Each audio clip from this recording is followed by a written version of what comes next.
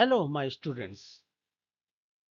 আমি Srinjoy Panja, assistant professor in Electrical Engineering Department, Shri Ramakrishna institute of science and technology. আজকে আমি electric power transmission and distribution subject নিয়ে আলোচনা করব, যেটা ফোর্থ সেমিস্টার ইলেকট্রিক্যাল ইঞ্জিনিয়ারিং ডিপার্টমেন্টে আছে। তো এই যে সাবজেক্টটা ইউনিট 5টা, যেটা তোমরা প্রিভিয়াস ভিডিওতে দেখবে, আমি ইউনিট 1, ইউনিট 2, ইউনিট 3 এবং ইউনিট 4 নিয়ে আলোচনা করেছি। তো আজকে আমি ইউনিট 5, যেটা components of transmission and distribution line. কি বললাম? Components of transmission and distribution line. তো এই টপিকে থাকবে কিছু এমসিকিউ কোশ্চেন, কিছু শর্ট কোশ্চেন এবং কিছু ব্রড কোশ্চেন, যেটা তোমাদের আপকামিং সেমিস্টারে খুবই কাজে আসবে। তো তোমরা ভিডিওটা শেষ পর্যন্ত দেখো, আশা করি ভালো লাগবে এবং এখান থেকে তোমাদের আপকামিং সেমিস্টারে অনেক কোশ্চেনের অ্যান্সার তোমরা এখান থেকে পেয়ে যাবে। ঠিক আছে? তো নেক্সট আমি এমসিকিউ নিয়ে আলোচনা করি। তো এমসিকিউতে যেটা আছে কোশ্চেন নাম্বার 1, যেটা কি ACSR ACSR conductor stands for কি? ACSR কন্ডাক্টর স্ট্যান্ডস ফর হচ্ছে কি অ্যালুমিনিয়াম কন্ডাক্টর স্টিল রেনফোর্স। কি বললাম? Aluminium conductor steel reinforce. ঠিক আছে? খুব আসে যে ACSR এর ফুল ফর্ম কি? ACSR এর ফুল ফর্ম হচ্ছে অ্যালুমিনিয়াম কন্ডাক্টর স্টিল রেনফোর্স। ঠিক আছে? তার নিচে দেখো জাস্টিফিকেশনটা আছে, একটু দেখে নিও। ঠিক আছে? তাই নেক্সট কোশ্চেন নাম্বার 2-তে আসি, যে sag sag in an overhead transmission line is defined as কি? Sag in an overhead transmission line is defined as কি? Vertical distance between the conductor's lowest point and the straight line joining the supports. কি বলছি? ভালো করে অ্যান্সারটা শোনো, যে vertical distance between the কন্ডাক্টরস lowest point and the straight line joining the supports. দেখো নিচে তার প্রপার জাস্টিফিকেশনটা দেওয়া আছে। ওকে, এবার এমসিকিউ কোশ্চেন নাম্বার 3-তে আসি। Which type of insulator is used on straight runs of transmission line? কি বললাম? Which type of insulator is used on straight runs of transmission line? এখানে কি কি অপশন আছে? Option A pin type insulator, option B strain insulator, ঠিক আছে, যেটাকে বলছে ডেড এন্ড ইনসুলেটর, ডিক্স ইনসুলেটর, যেটাকে বলা হয় সাসপেনশন ইনসুলেটর, আর এটা হচ্ছে স্যাকেল ইনসুলেটর। কি কি option? Pin type insulator, strain অথবা ডেড এন্ড ইনসুলেটর, ডিক্স অথবা সাসপেনশন ইনসুলেটর, স্যাকেল ইনসুলেটর। এখানে অ্যান্সার হচ্ছে অপশন সি, ডিক্স অথবা সাসপেনশন ইনসুলেটর। দেখো নিচে তার জাস্টিফিকেশনটা দেওয়া আছে প্রপার। ঠিক আছে? তো এটা গেল কোশ্চেন নাম্বার 3। এবার আছে কোশ্চেন নাম্বার 4। কোশ্চেন নাম্বার 4 এ কি আছে?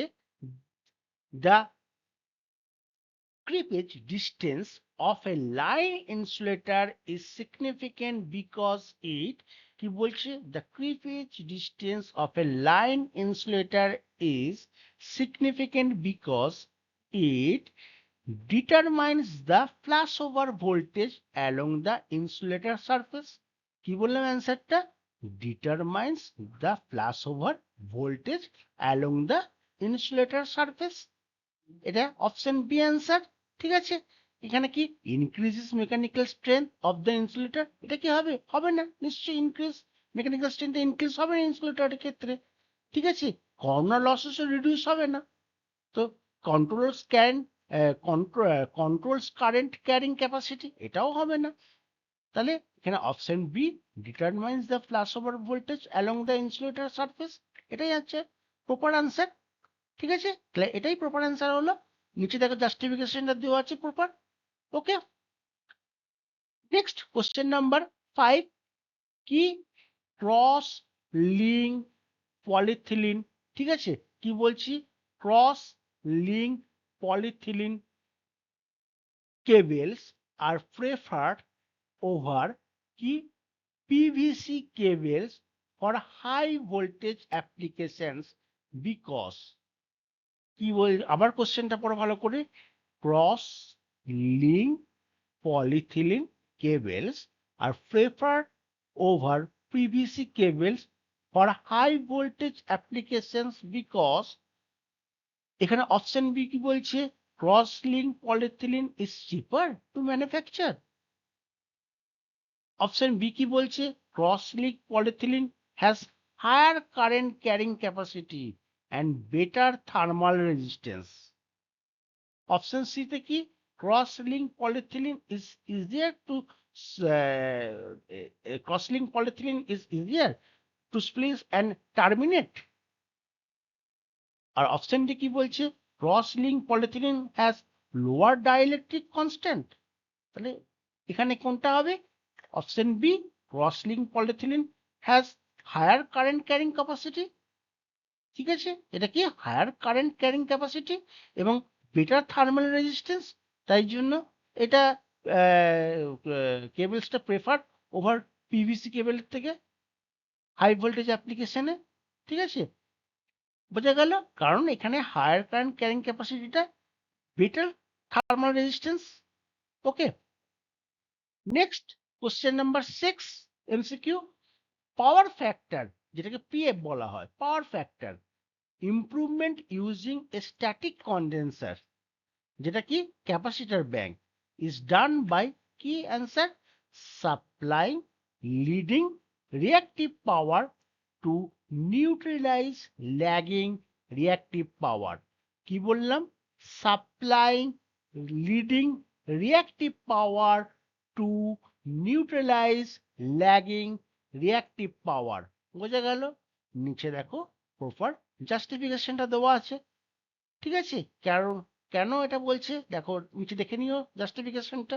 ঠিক আছে, কারণ কি তোমাদের এমসিকিউতে জাস্টিফিকেশন করতেই হবে, তবেই প্রপার 2 নম্বর পাওয়া যাবে পার কোশ্চেনে।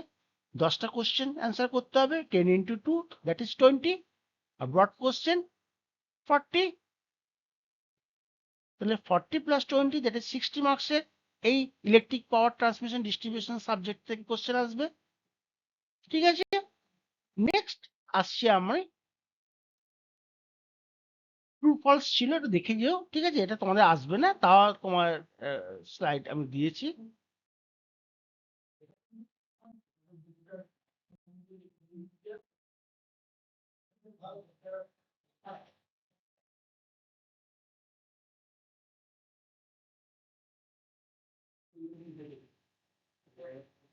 স্ট্রেন ইনসুলেটর, এখানে কিন্তু স্ট্রেনকে ডেড ইন ইনসুলেটর বলা হয়। ঠিক আছে,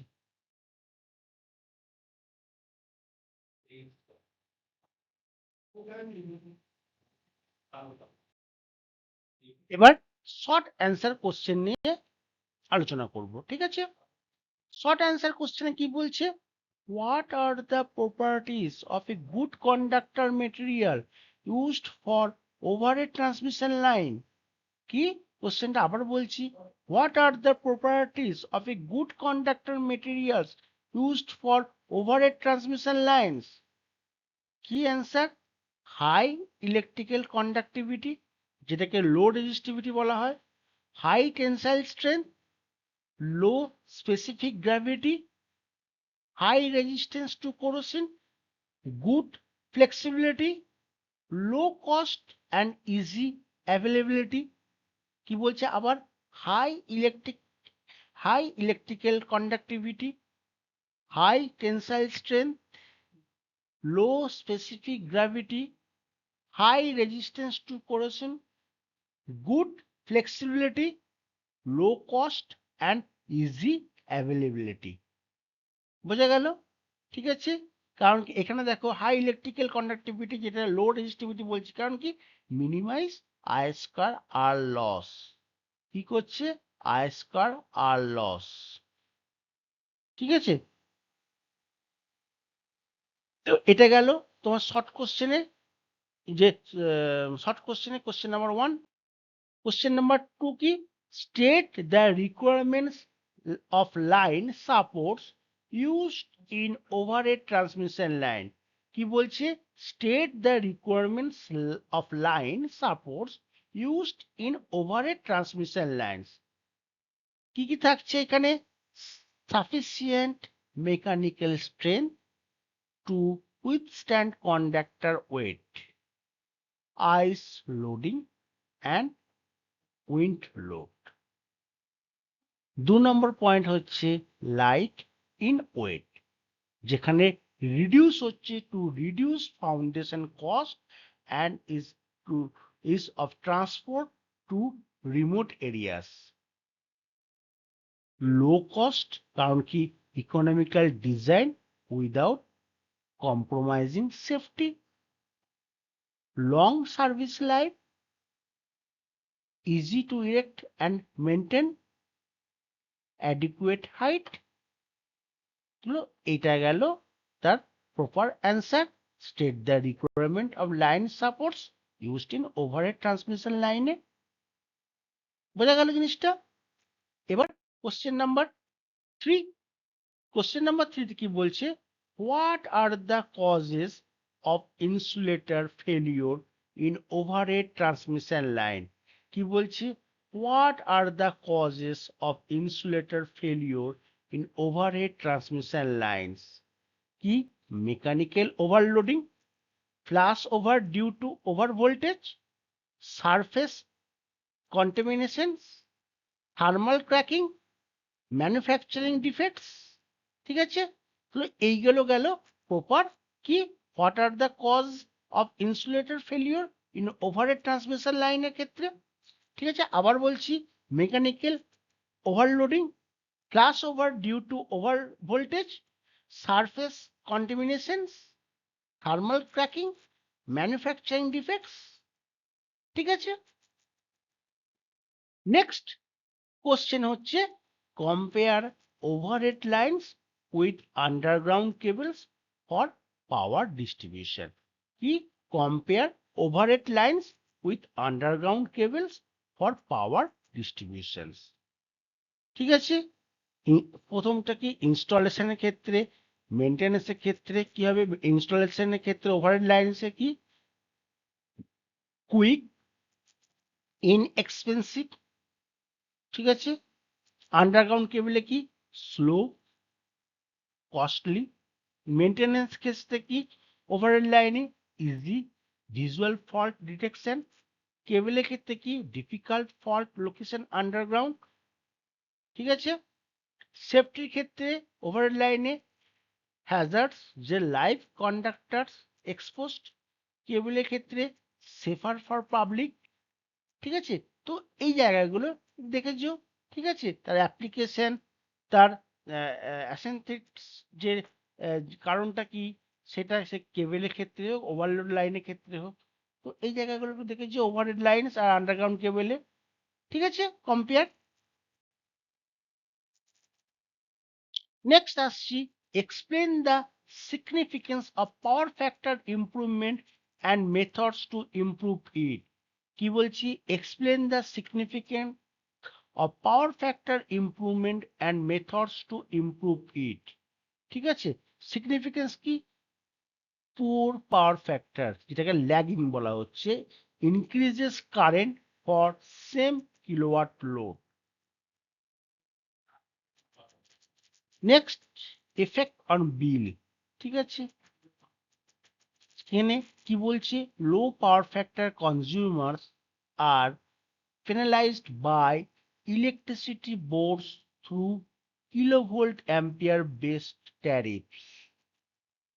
Capacitor bank, same synchronous condenser, static var compensator। ঠিক আছে, তো এই জায়গাগুলো একটু দেখে যাও কি কি ইমপ্রুভমেন্ট করছো এটাতে।